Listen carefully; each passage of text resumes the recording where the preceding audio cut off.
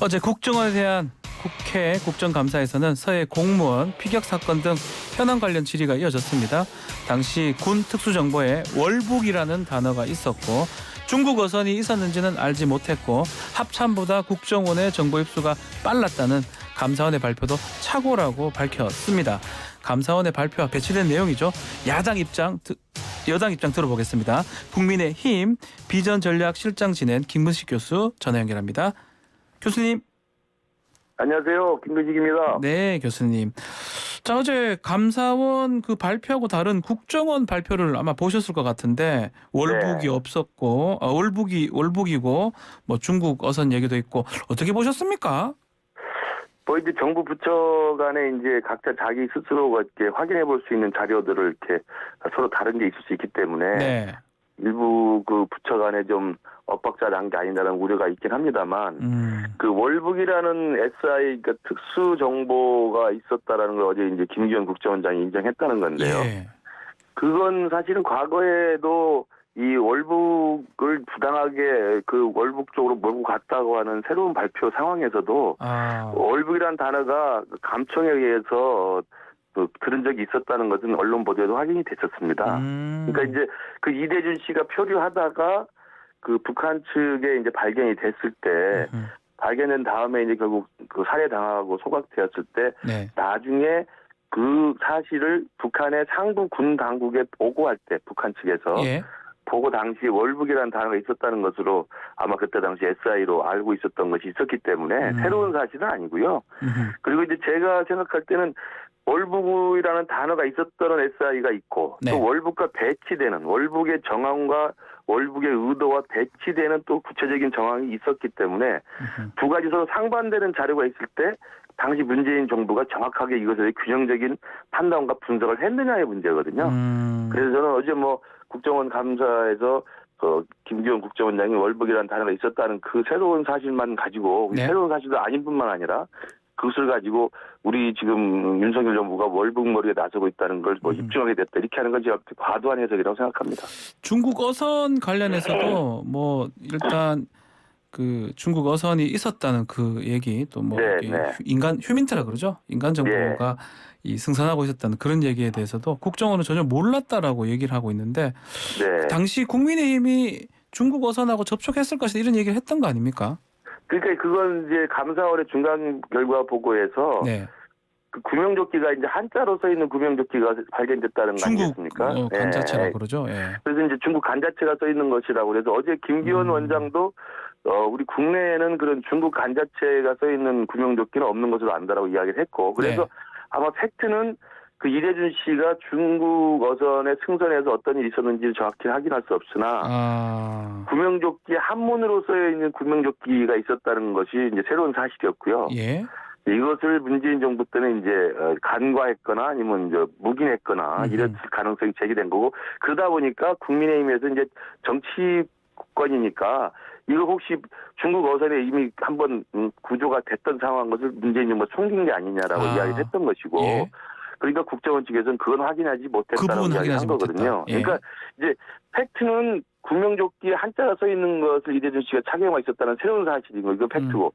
그걸 놓고 이제 정치권에서는 서로 여야 간에 공방하는 과정에서 중국 어선 이야기, 그 다음에 뭐 휴미트까지 나가거든. 사실 이제 국정원이 무소불위하게 전지전능할 수 있다는 생각을 하다 보면 이대준 씨를 구하기 위해서 신속하게 그러면 국정원이 근처에 있는 중국 어선을 찾아서 거기다 휴미트를 승선시킨 게 아니냐까지 나가는 거죠. 이것은 추측에 불과했던 것입니다. 추측이었던 건데 지금 좀 이제 국정원에서 확인을 해주는 상황인데 이것도 하나 확인이 돼야 될 것 같아요.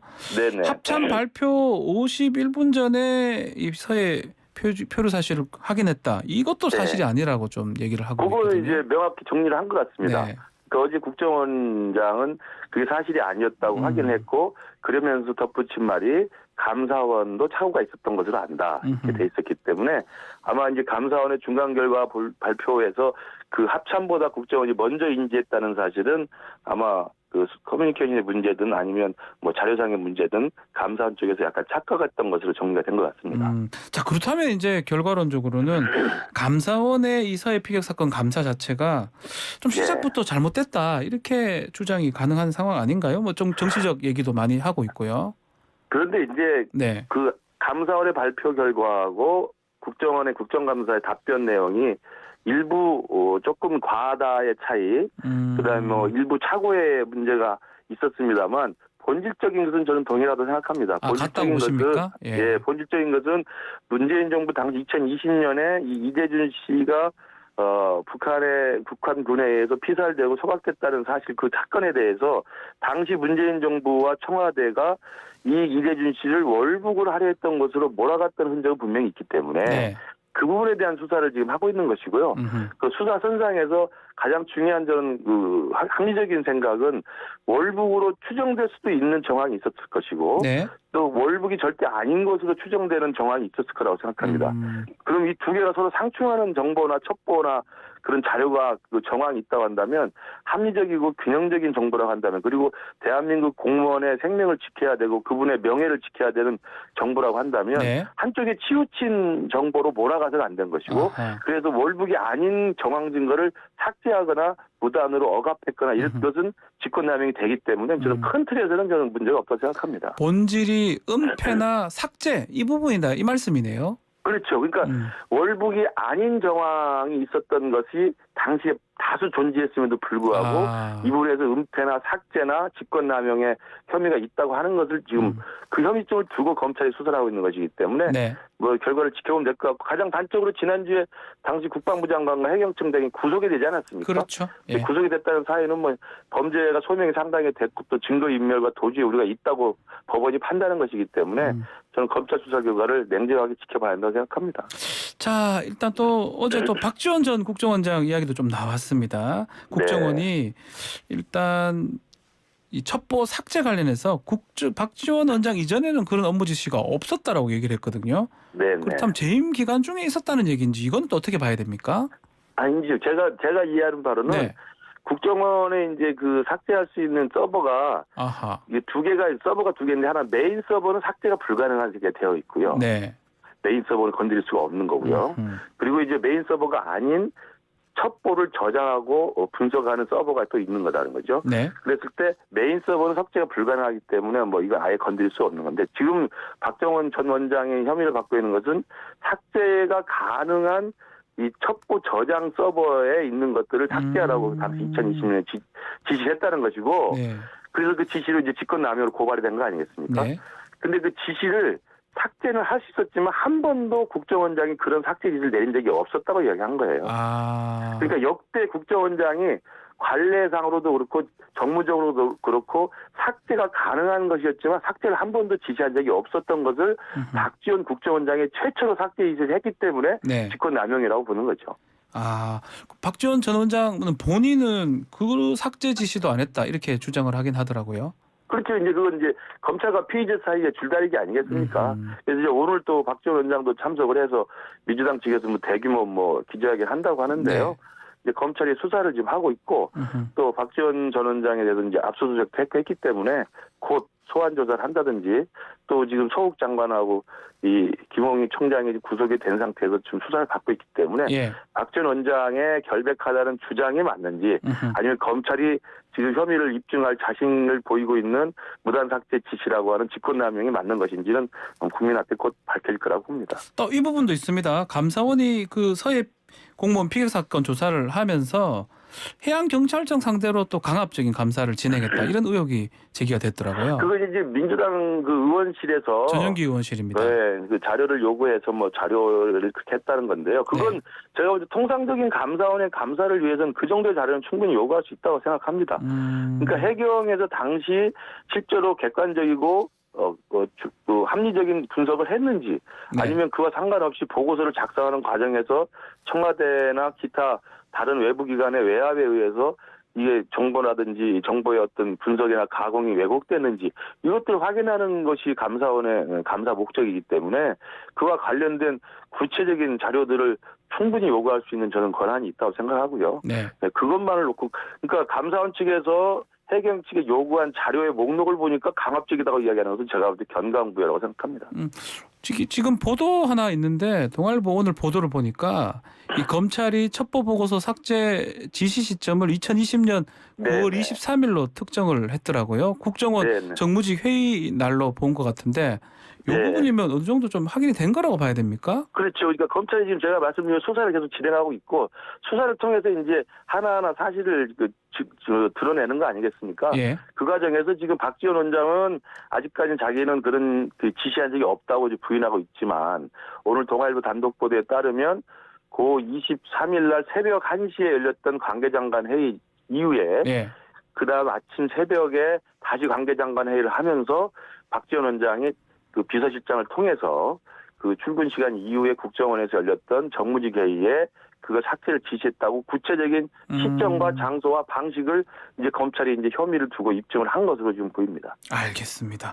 자, 또 지난 법사위 국감 얘기를 좀 해보면 쌍방울 그룹의 외화 밀반출 사안 질의가 있었는데 국정원이 요거 이 자체를 좀 몰랐다, 파악하지 못했다 이렇게 밝혔습니다. 이거 이재명 대표 관련해서 검찰 수사를 하고 있는데 이건 어떤 영향을 네. 줄지 좀 얘기를 해주십시오. 그러니까 이제 그동안 쌍방울 비리 수사가 이제 종합적이고 다층적으로 진행이 되는데 그 중에 하나가 당시 이화영 부지사가 이제 대북 사업과 관련 접촉을 하면서 쌍방울에 이제 그런 독점 권한을 준다는 명목으로 북한 측에 흘러갔을 것으로 추정되는 외화를 많이 반출했다는 거 아니겠습니까? 그렇습니다. 근데 이제 외화가 반출됐다는 것은 이제 쌍방울 임직원들의 수사나 이 조사를 통해서 확인이 됐는데 검찰에서 그 개인이 자기 몸에 소지하고 외화를 부당하게 해외로 가지고 나가는 걸 국정원이 그걸 일일이 확인할 수는 없죠. 네. 그건 국정원에 대한 전지전능한 신화라고 생각합니다. 그래서 국정원이 그걸 확인하지 못했다, 알지 못했다라고 하는 것은 네. 국정원이 무능하다고 탓할 수는 있지만 그게 뭐 쌍방울이 외화 밀반출한 걸 아니라고 하는 것은 그 사건이 없었다는 것으로 보는 건 아니고요. 네. 왜 그걸 국정원이 확인할 수 있는 건 뭐냐면 그렇게 다량으로 밀반출된 쌍방울 임직원의 외화가 나가서 북한으로 전달되는 건 국정원이 확인할 수 있죠. 아하. 그런데 북한으로 전달된 그 구체적인 사실관계를 아직 국정원이 확인을 못했다는 이야기도 전 들립니다. 알겠습니다. 그러니까 외화 밀반출 자체는 수천만 명의 국민들이 나갈 때 돈을 가지고 거죠. 나가는데 그 국정원이 어떻게 확인을 사전에 할 수 있겠습니까? 그걸 몰랐다는 것이고, 그러나 검찰이 이미 이제 쌍방울 수사를 통해서 외화가 다량으로 밀반출된 걸 하게 됐기 때문에 그것이 최종적으로 어디로 귀착돼서 갔는지는 아마 수사를 통해서 밝혀야 될 것으로 보입니다. 자, 또 이제 주목해야 될 부분이 미국의 인플레이션 감축법 관련해서 미국의 통과 관련 동향을 이게 전달을 좀 했다고 하는데 대응을 좀 취하지 않았다 이런 얘기도 하더라고요. 윤석열 대통령 대통령실에서 그 부분은 또 비판을 할 것 같기도 하고요. 저는 그 IRA 인플레 감축법에 대해서 미국 내 논의가 진행될 때 잘 아시지만 미국 내에서도 그게 통과될 가능성을 높게 보지 않았던 게 사실이고요. 예. 논란이 워낙 컸던 거기 때문에. 그렇지만 사전에 미국에서 그런 상당한 그 정치적인 큰 그 경제적인 그 효과가 있는 법안이 만들어지면 우리 워싱턴에 있는 미국 대사관 그리고 대사관에서는 또 제가 알기로는 우리 미국에 있는 한국 대사관은 의회과를 따로 두고 있습니다. 그래서 미국 의회에서 어떤 일이 진행되는지를 다 사전에 다 알아가 취합해서 다 보고를 하거든요. 당연히 국정원도 거기에 상주를 하고 있고요. 그래서 우리의 그 정부 기관, 그다음에 국정원, 대사관, 특히 현대자동차라고 하는 가장 이해관계가 직접 연관되어 있는 기업 측에서도 수많은 사람들이 그 주지원으로 가 있습니다. 네. 그 사람들이 알아서 다 사전에 취합을 해서 보고를 해서 알고 있었고요. 다만 그것이 통과될 거라는 것을 정확히 예측하지 못했다는 것인데 그건 우리 정부뿐만 아니라 저는 미국 내에서도 그 통과 가능성을 높게 보지 않았던 것이고 마지막에 공화당 상원의원 한 명이 입장을 바꾸면서 이렇게 갑자기 통과된 거 아니겠습니까? 예. 그런 내용들을 윤석열 정부의 책임이나 무지로 돌리는 것은 IRA 감축법에 따른 어떤 기업의 어떤 그 손해를 이 정부에게 돌리려는 좀 무리한 좀 정치 공세라고 생각합니다. 네, 또 마지막으로 이거 하나 좀 짚어보겠습니다. 국정원 감사 하루 전날에 조상준 기조실장이 물러났는데요. 어떻게 좀 보고 계십니까, 실장님 입장에서는? 이건 저도 정확한 그 배경이나 과정은 잘 모르겠습니다만 예. 아마 언론들이 계속 취재를 할 것으로 보이고요. 조금 이례적인 부분이 있긴 합니다. 예. 왜냐하면 국감 바로 직전에 발표가 됐다는 사실하고 그다음에 후임자가 이미 상당 부분 내정이 돼 있었던 사실하고 이미 내정이 돼 있었어요. 예. 네, 그리고 그 대통령한테 직접 사의를 표명해서 대통령이 국정원장에게 그 사표를 추리했다고 전달한 사실들을 보면 좀 이례적인 모습이 있긴 합니다만 아시다시피 국정원 기조실장은 대통령이 가장 신뢰할 만한 사람을 보내는 겁니다. 그래서 조상준 실장과 윤석열 대통령 사이의 그 신뢰관계나 친분관계가 워낙 두텁기 때문에 그리고 실제 임명권자는 대통령이니까 대통령에게 직접 자기의 사의를 표명을 했던 것으로 보이고요. 대통령이 아마 그걸 바로 수락을 해서 국정원장에게 통보한 것으로 생각이 드니까 저는 뭐 여러 가지 정황상 더 궁금한 게 있긴 합니다만 그리고 구체적으로 어떤 이유 때문에 이 조상준 실장의 족이 낙마했는지는 모르겠습니다만 아마 언론의 후속 취재에 의해서 좀 사실이 좀 들어가지 않을까 싶고 네. 그러나 그 절차상 그 사표를 수리했던 내용의 절차상 문제는 저는 없는 것으로 생각을 합니다. 대통령이 임명권 자리가 괜찮을 것이다. 그 말씀이네요. 그럼요. 예. 자, 이제 문제가 국정원발 이 사정정국 어쩌면 이 조상준 실장이 좀 이끌어왔다도 뭐 무방한데 그래서 이번 사직이 좀 주목받는 것 같기도 합니다. 아니 근데 그건 이제 서로 엇갈리는 분석이 나오더라고요. 그러니까 개인 입신상의 이유로 뭐 여러 가지 비위 문제를 제기하는 사람들도 있고 예. 그러니까 야당 의원이 포함된 국정감사 시작 전에 일찍 사표를 냈다는 것도 있고요. 야당이 알겠습니다. 그 공세하기 전에 아니면은 지금 말씀하신 거 국정원 내부의 개혁에 조상 실장이 너무 미적지근했다는 불만도 있었다는 것이고 아니면 국정원 사정을 주도했다는 설도 있어서 저는 또 사실관계로 확인이 되는 과정이 있어야 된다고 생각합니다. 알겠습니다. 자, 오늘 말씀 여기까지 듣겠습니다. 감사합니다. 네, 감사합니다. 김근식 비전실장과 함께했습니다.